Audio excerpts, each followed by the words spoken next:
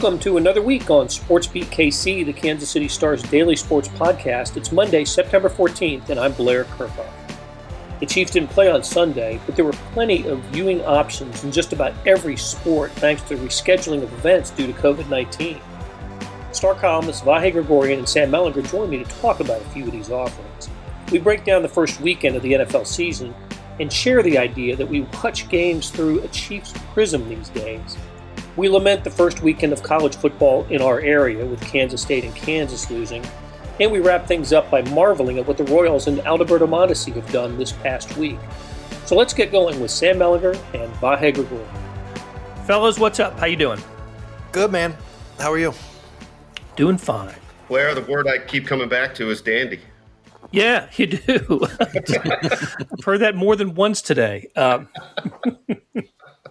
With the Chiefs not playing on Sunday, so when the Chiefs have a Sunday game, whenever it kicks off, noon, 3:25, 7 o'clock, it just takes up the entire day. It's hard to pay attention to anything else. But without the Chiefs playing, I'm flipping through channels on Saturday and Sunday, and my God, there's so much sports going on right now. It's unbelievable. I don't think there's ever been a time in history when. Well, I know there's not been a time in history when you've had – look, we're already busy in September anyway, right, with the convergence of baseball, the NFL, college football, and here Major League Soccer. But then you throw the NBA playoffs, the Stanley Cup playoffs, the U.S. Open golf is this week, U.S. Open tennis was this weekend. It's a little difficult to sort through everything. So I guess my question is, what did you guys favor on television this weekend? Well, I was focused on the NFL for the most part. I watched a lot of games. I was a good Kansas City guy too. Caught some of the Royals as they make a push for the playoffs or something. They're doing something. Yeah, and then watched. I don't know. It probably ended up being half of the sporting game that night. But you're right, man. I mean, it might be true that there's never been more sports. Like televisable sports, like major college professional sports on at one time than there is right now. That may be an objective fact. I think you're right. And this was right? Right. I mean, this was the full, the first, well, full, it's not full, but college football was a little more full than it was last week. Yeah. Not as full as it could be because the Big Ten and the Pac-12 aren't playing still, but all the most of the Big 12 and ACC teams in action. So you had options for college football watching, and mostly again empty stadiums everywhere in every sport. Though what struck me about the emptiness of stadiums was not the NFL. I guess I'm used to it now. Having watched some college football the first week and seeing the empty stadiums, and baseball, of course, but tennis. I watched the U.S. Open final, the men's final yesterday, and Dominic Thiem, by the way, what a fantastic final, his first major. Nobody in the stands except for coaches, his trainers. So there couldn't have been more than a couple dozen people in the stands watching the U.S. Open tennis final. And for an event like that, I mean, it really, really does need fans and to add to the atmosphere. I was flipping around the NFL like you were, Sam, on Sunday, and a lot of crowd noise piped in. I'm still not sure how I feel about that. What do you think? I don't like it, but I understand that I'm not the target demo here. With I'm going to watch, and to me, it's more interesting to have no crowd noise because you can hear things that you're not used to hearing. Like, I just look at this as kind of an opportunity in so many different ways of delivering a different experience. But I also understand just, the idea that a more casual fan might think that's weird and want the noise piped in. So I understand why they're doing it, but I would love it if it was just silent. I think that would be really cool to hear. I'm with Sam on that, Blair. And for some reason, I don't know if you guys will agree with this, but the noise feels more intrusive to me in the NFL than it really does in baseball. I don't know why. I'm not really bothered by it in baseball. I think over time I've come to realize I'd appreciate just hearing the raw noise on the field. But football, I feel like that noise is all the more appealing, right? I mean, it's not just yelling at the ump when there's a bad pitch call. It's the sounds of the game. We can hear the sounds of the game in a different way, and to some degree, we have. I certainly noticed that while I was watching the second half of the Kansas game, which I didn't hear you guys mention that you watched, but I did notice that it really came alive. It kind of was crackling in a little different way, even with some noise piped in. So there were no fans at that game, and of course no fans at Kauffman Stadium for Royals games. But the American heartland is been pretty welcoming to fans, as we've seen. Right, the Chiefs had their almost 16,000 on Thursday night. Sporting Kansas City's had 2 games now at Children's Mercy Park with fans in it. Kansas State had fans in the stands for its game on Saturday. So. At least if you're a sports fan around here, your only option is not your options aren't limited to just TV. You can go to games, and now if I saw this correctly, watching Sporting last night, they're going to open up to even more fans for the home games that are on the schedule now. So I guess the hospitals will tell us if this was a good idea in the next few weeks, right? Yeah. And this is interesting. Just as it applies to the Chiefs, for instance, what I don't yet understand about any tracing methods is whether we will really know if, for instance, Arrowhead had some elements of a super spreader, just because I'm not sure how the contact tracing really plays out. I mean, do you guys think that if it turns out there were a number of cases that went into and then came out of Arrowhead, that we'll really understand that? I think it depends on where you get tested and how those things come about. Like, my hope is that would be one of the first questions if you're test positive. The 3 of us have not had this experience, right? But I would assume they say, where have you been? Write the names down. Have you been to any major events? So I don't know. It's we're all guessing, and I've been a trust the experts guy the whole time, and even knowing that they're guessing with more information and more attuned to these things than we are. But I mean, if I will say this, like I know there's different perspectives and different experiences and stuff, but I thought it was going to be an utter, complete 100% S show on Thursday night. Like I just thought that, I don't know why, but that's just what I thought. And it was much more organized. It looked more organized. I'm trying to think of a different word, but it looked better than I expected. Did you feel like it was able to be sort of enforced, or at least people respected it in some way that you hadn't counted on, Sam? Yeah. So I mean, I've talked to, I don't know, a handful of people, I guess, that were at the game. And, there's differing opinions, right? I mean, I think some of it depends on where you were sitting. Some of it depends on, just sort of randomness of what stuck out. But the prevailing, not unanimous, but I would say like consensus, is that the Chiefs were making every honest effort that they could. The one thing over and over that people talked about was the seats being zip tied. And that was, a major thing in keeping everybody distance. If you notice, like the K-State game, for instance, and they don't have a lot of seat backs, it's a lot of bleachers. So you're not, I don't know, you could come up with some other solution. I don't know what it would be, but, that was different. Like there were fans that were in bunches at that game in a way that it wasn't at the Chiefs. They had ushers, but some sort of stadium employees that, walking up and down the aisles with signs promoting, distancing and masking and stuff like that. So I felt like nothing's 100%, right? And I also think about like if there weren't 15,985 people, whatever they ended up announcing, where would those 15,985 people watch the game? And would it have been in, big watch parties, 20 people in a house, and would that have been better or worse? I think about that kind of thing too. But it looked to me and it sounded to me from the people I've talked to, at least, and there's different opinions out there, that the Chiefs were doing their honest best. And so obviously we all hope, right, that it was pulled off and there's not going to be a major outbreak that can be tied to this or the K-State game or any of the sporting games or anything else. Yeah. Yeah. Well, And I think it helped that the Chiefs had 2 open practices, right? And so they had a couple dress rehearsals. Mm-hmm. And I remember thinking after the first practice, we saw the photos of fans sitting close together, some without masks, and Mark Donovan, the Chiefs president, addressed that in a news conference afterwards. And I think the message was pretty clear to Chiefs fans. Look, we're one of the very few stadiums in the NFL that is going to open to fans. Let's do this right. And I sense that was the case, in terms of social distancing.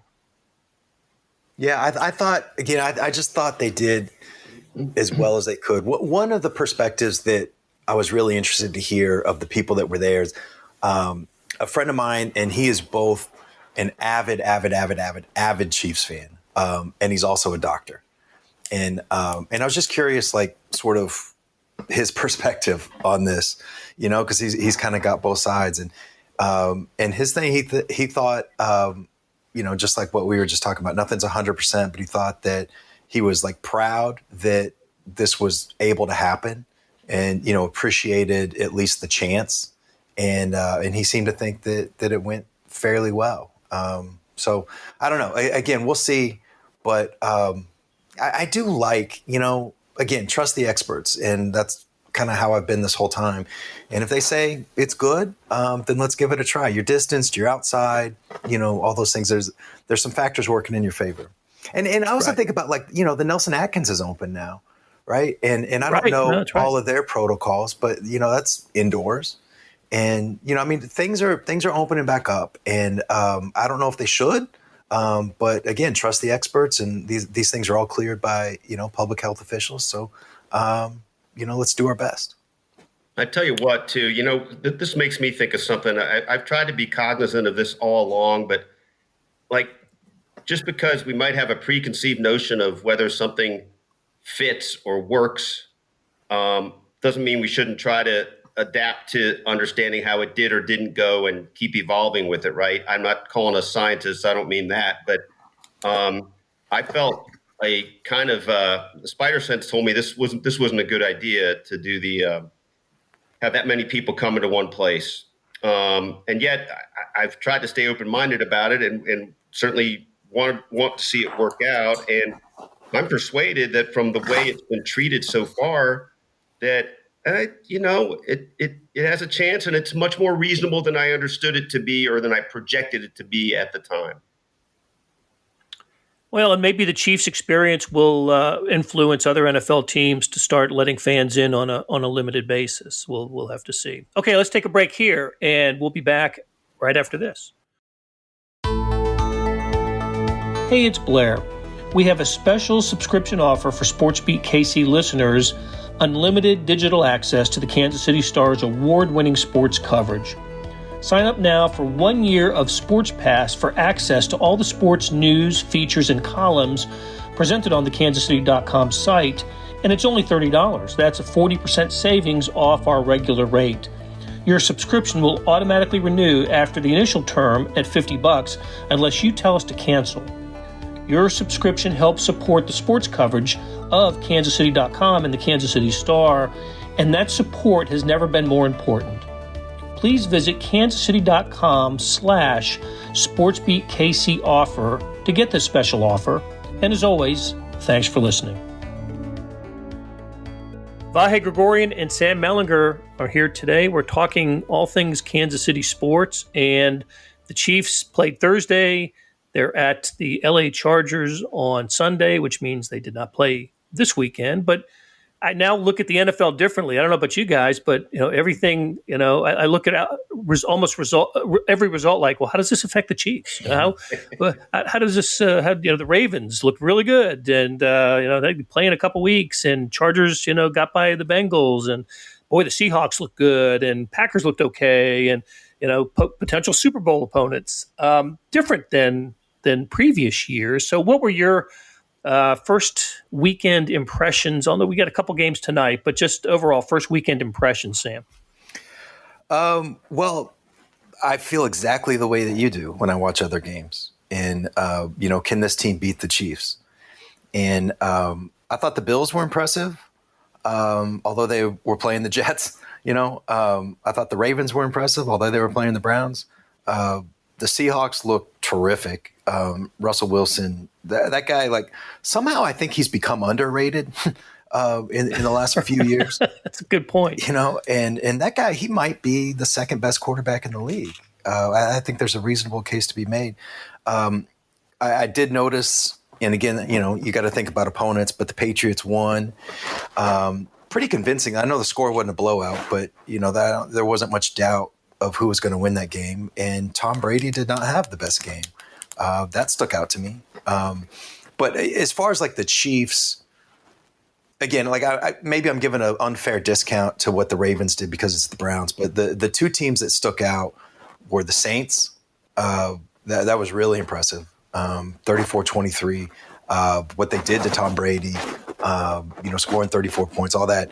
And a team that I don't think a lot of people have been talking a bunch about anyway is the Packers. And I think that the Packers and Vikings are both good teams, both, sort of contenders to go to the Super Bowl from the NFC. And I've kind of had the suspicion that Aaron Rodgers may be just on sort of an FU tour in 2020. And it certainly looked like that. Devontae Adams had a huge day. But one thing that I didn't think about before yesterday is how the lack of crowd noise can affect the play in this way that, when there's an empty stadium, guys like Aaron Rodgers especially can have more control over the line of scrimmage and changing routes, changing protections and things like that. And I wonder if that's even an additional advantage for a guy like that his brain, his experience, can have even more of an impact. Something I hadn't considered until watching the games yesterday. I'm just interested to see if that continues to play out. Yeah, and probably fewer false start penalties as well. Yeah. So, yeah. How about you, Vahe? Yeah, I love that. The way this started with the point you made, Blair, it's so true. My whole context on watching the rest of the NFL has just been reframed by this. It's almost like it's a wild card weekend. The Chiefs have the bye, and you're kind of waiting to see who they're going to play. You're just sort of trying to assess the field. So that stuck out to me too. That feeling. I don't know that I can add anything to that great summary Sam gave. A really great insight. The one thing, this is just a really minor thought, I think, but it stuck out to me how much the Patriots were ground game to win, and Cam Newton's dementia that he might add that way. And I bring that up because I think we tend to think of the Patriots as kind of true, but it got me thinking about people trying to find an antidote or a book to play against the Chiefs, and whether somebody they can really run effectively if they reorient a little bit more that way. Might be a little bit kryptonite yet. Guess we'll get to see that in a couple months, but nothing else really to add other than I think the Chiefs will beat the Chargers based on what we saw yesterday. I think I saw they're an 8.5 point favorite, first line, which is. Well, it's funny because I was trying to look up the number, whatever that streak is, or Andy's record against the Chargers. And if you Google Andy Reid versus Chargers, the first thing that comes up is why the Chargers should not hire Andy Reid. It would be a terrible hire for them. That's great. Which I kind of got a little chuckle out of. Yep. What a disaster that would have been. I'll say this: the other team that impressed me this weekend were the Arizona Cardinals, going into San Francisco and winning. I don't know what to make of the 49ers this year. I wonder if they're going to have a little bit of the Super Bowl hangover, and a little kind of what the Rams had the year after they went to the Super Bowl and last year. The other thing is, I was just really impressed with the quality of play in the first week. And boy, are the players going to have an argument about doing away with preseason football after what I saw on the first week. Maybe we'll find out at the end of the week when everything's tallied up that the injury count is a little higher than what we'd expect from a first week. But my gosh, I was impressed with the level of play this weekend. Yeah, I think it was already trending towards 2, right? Preseason Right, games. it was. And I don't know. You're right, man. This is the only thing is, the players and the owners are, technically partners with the salary cap. And, that money's got to be made up somewhere else, I would think. And the only compelling argument to me for the preseason is just, those bottom of the roster guys. And, having a preseason doesn't increase the number of jobs, but it does increase the chance for, some of those guys to make an impression. And not just that, but for the coaches to recognize the impression, and especially this preseason. And I know the Chiefs had, one of these stories of a guy that people probably didn't expect to make the team. But, with fewer practices than usual, it's just harder to, sort of recognize those guys. And that's a compelling case. I don't know if it's compelling enough to have the preseason because, and this is very different than college, by the way. I thought K-State showed a lot of, I guess we'll talk about this, but I thought K-State showed sort of a lack of, typical spring practices and all that. But the NFL, I mean, if you didn't know any better, that could have been week 10. Everything looked pretty clean. It did. The only thing I'd add is, Sam, it's a great point about, the bottom of the roster churn. But I keep coming away with the thought there that it since it doesn't change the amount of jobs, I sort of feel like, okay, that's too bad, but the cream will rise to the top somehow with these guys who are going to, be maneuvered around onto the rosters someplace or another. It's a little bit of a bummer for them, but I do think in the bigger picture, that's something that can be done without, meaning the preseason games. Andy Reid always says, always in the third, fourth week of the preseason that, at least now you're on tape. He tells those guys below the cut line, we got, other teams now have tape on you, and that's why preseason game 4 is important, right? So you can get on tape and other teams can see you play. So, all right, let's talk about the college football weekend. Listen,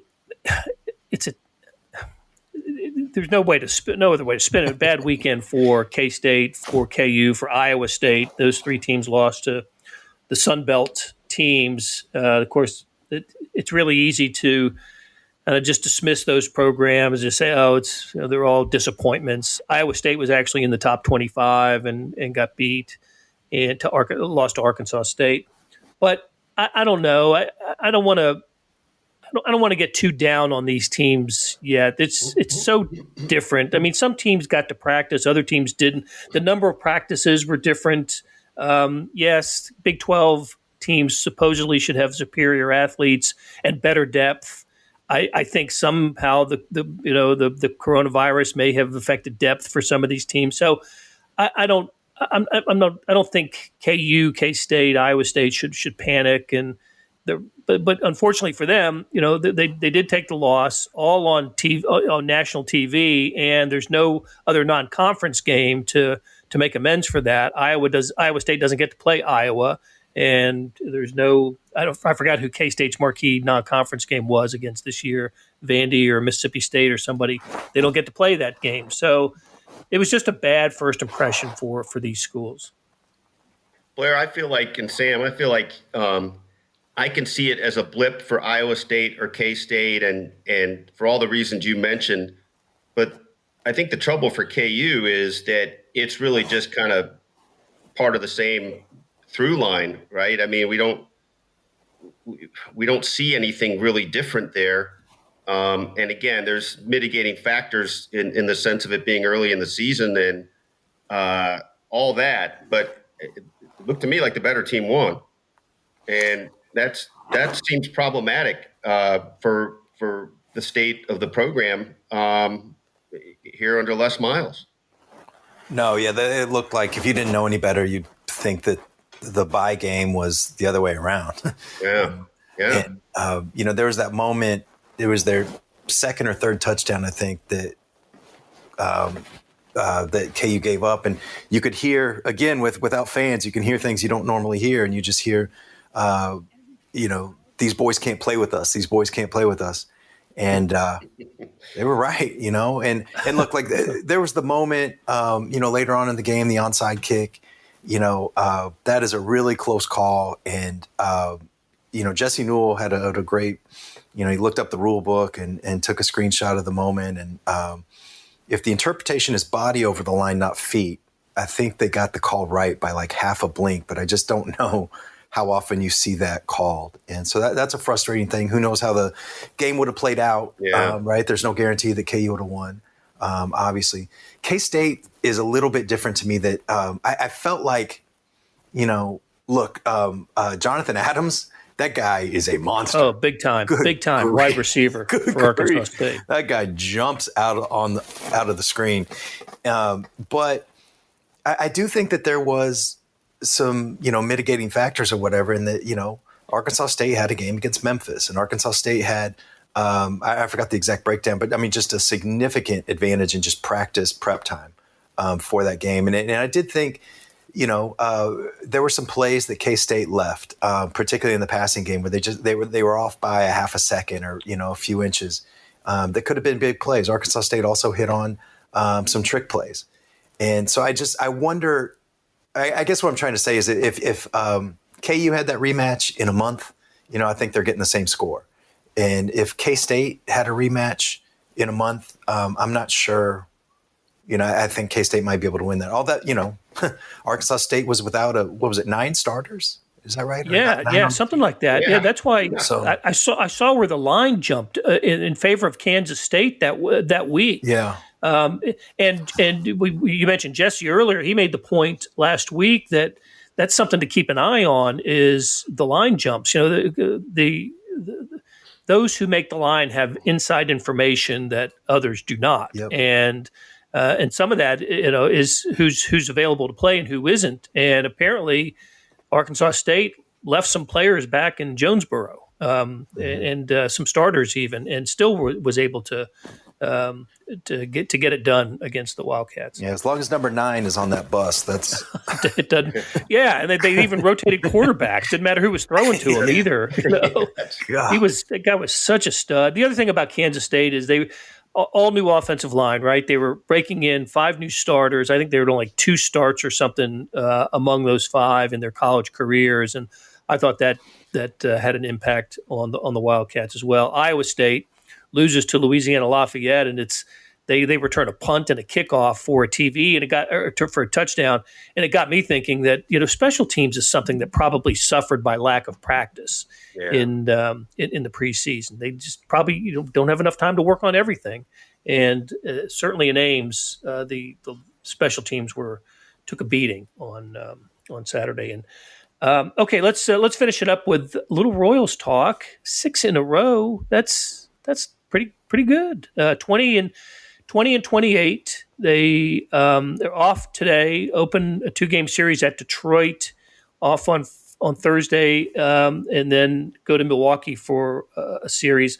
Look, I guess technically they can still finish 500. They're certainly trending in the right direction. There's just some good signs right now with the Royals, and probably the best sign is they don't have the White Sox on their schedule the rest of the season. But the other great sign, of course, is Aldaberto Mondesi. So, Sam, what's going right with the Royals? Yeah, this doesn't matter at all, but does it not seem like this is kind of what the Royals do, that it's like once the NFL season starts, Brady Singer takes a no-hitter into the 8th inning when the Chiefs are playing on a standalone national broadcast. I mean, again, it doesn't matter at all. It's just a peculiarity. Mondesi, I mean, he just looked so terrible, right? And I know that there were a lot of people like, you got to send this guy out, you got to whatever. But these last, 6 games, 7 games, whatever it's been. I mean, this is why. He is so talented. There was a home run. One of the home runs he hit, I think it was Saturday. It was either Friday or Saturday. He was batting from the right side, and it wasn't the best swing. It was like a half a swing. Yeah, almost. And he's kind of leaning over, and he yanks it 420 feet or whatever over the left field wall. I mean, if you've got a guy who's that fast that can do that, I mean, that is absolutely remarkable.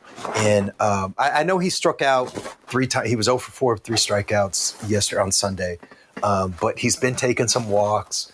It's just it's a mental thing. I really do. That's what it looks like to me. I don't know if you guys, it's just the body language. When he believes it, he can do anything. And it seems like he believes it right now.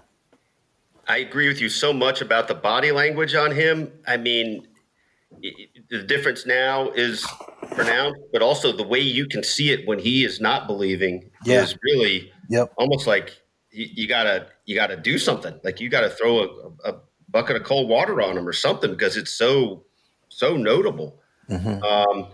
It's funny. There's a lot of different reasons that they've had this streak, but if you just looked at him, Sam, you really broke down those numbers for the piece you wrote on him about 10 days ago, 2 weeks ago. If he had just been decent, average to okay, I think he was in position to, maybe have affected 3 or 4 other games, and the season would look a little different. And that's a lot to heap on his shoulders, but I think it just shows how pivotal he is. Yeah, he's just got different talent, and it's just sort of game-changing talent. And he can change the game when he's on the base paths. He can change the game with a home run. On defense, I mean, it's pretty remarkable what his speed can do. And I'm just looking. It's been 7 games, 4 home runs, 3 walks. I mean, still 13 strikeouts. But the OPS is 1.037, and that includes the 0 for 4 yesterday. So, I mean, he's got it all. He just it's a chicken and egg thing, right? Like, how do you get confidence if you're not producing? Right. And if you need confidence to produce, I'll say this: like, I was skeptical. He hit the home run, and immediately Matheny bumps him from hitting 8th to hitting 2nd. And when I saw it, I was like, ooh, that seems aggressive. If what we're all seeing is true about, the confidence and the body language, why not just let him get comfortable down there for a little bit and build up? But gosh, I mean, if it had any effect, what Matheny did, it was certainly a positive effect. Yeah. No, it's been fun to watch. I don't watch all 9 innings of the Royals game sometimes, but I always kind of keep up with what's going on my phone. And when he comes to bat, I make sure to switch over. Yeah. That's where it is with the Royals. So and it hasn't been just him too. I mean, Hunter Dozier's killing it.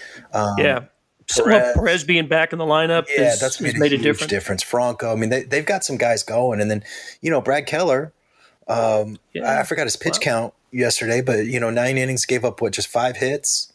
I think he was under 110. Yeah, 112 or 1 right in there. Yeah, that guy's a stud. Guys like that too that rely on, sinkers. There's just a lot of fastballs. When you can pitch like that, I'm not saying this is who he is at all, but Roy Halladay was like that. Where it was just, I remember Zach Greinke saying I was talking to him about other pitchers, who he likes watching, and I remember him just saying I hate watching Roy Halladay. He's his games are so boring. It's just the same pitch over and over. Another ground ball to second, And Keller's got some of that, it's just such cold efficiency when he's going right. Anyway, such dull, numbing efficiency. yeah. And like anything with Zach, you understand where he's coming from. It's repetitive, and it is amazing. It is remarkable, but no, Zach doesn't care about that. All right, guys, great catching up with you. We'll do it again soon. All right, Blair. Thanks, Blair. That'll do it for today. Thanks to our production staff of Derek Donovan, Randy Mason, Beth Welsh, Jeff Rosen, Chris Fickett, and Savannah Smith. Tip of the cap to Vahe, Gregorian, and Sam Mellinger for stopping by and talking all things sports. Links to their stories can be found in the show notes and on kansascity.com. Hey, earlier in the episode, you heard me talk about the Sports Pass offer. It still stands and still a good one, $30 for a year's worth of sports coverage, and that includes a sports extra that comes with the e-edition. There are 67 additional pages of national sports coverage today, 67 sports pages in the e-edition. Well, here's an even better offer. Buy the entire Kansas City Star product. Sports, news, features, commentary, and analysis, the whole thing. You get all the stories written by my talented colleagues, plus additional news, sports, and business coverage with the e-edition. The details are at account.kansascity.com/subscribe. That's account.kansascity.com/subscribe. And whether it's the Sports Pass or the full subscription, you're getting and supporting the best sports and news coverage in Kansas City and helping us produce programs like Sportsbeat KC. Thanks for listening, and we'll be back on Tuesday with another episode.